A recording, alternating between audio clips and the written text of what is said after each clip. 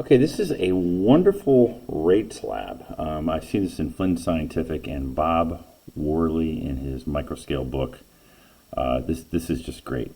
So I basically have dropper bottles of water, 0.1 molarity sodium thiosulfate, and 1 molar hydrochloric acid. And essentially, basically all I did was, well, and actually this is Bob in Bob's write-up, and they do all kinds of things with it. I basically had students. So I put 20 drops in here of the sodium thiosulfate. What starts it is the 1 drop of the acid, and then you're going to see, and I'm going to kind of zoom in on this a little bit, so you see a little bit better here. There we go. And so I'm going to be talking over this because, so what's going to happen, what I have students do, is they just do these different, so they'll do 20 drops of sodium thiosulfate, no drops of water, HCl, and it's going to precipitate out the sulfur.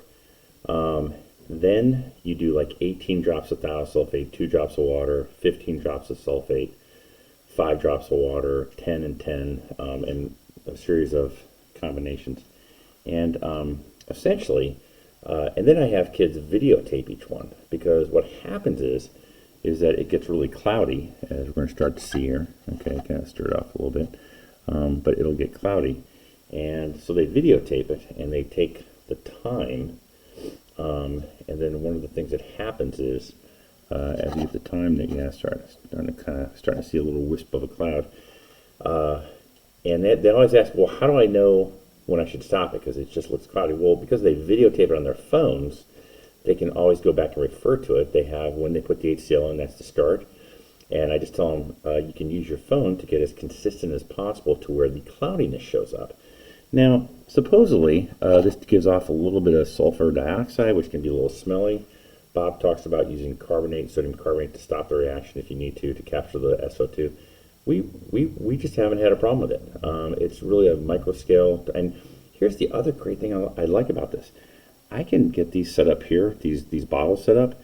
You set up these bottles. I did 4 classes, and every class, every pair of kids did 6 reactions. Okay, so there's the cloudy. Yeah, so there you go. And I've got enough left over. We can change the temperature in one of these if we want. We can try a catalyst. Really great. They have it on their cell phones. Very active, engaged. Great for talking about rates. You can graph the data too. This has been a huge hit. So this is a winner.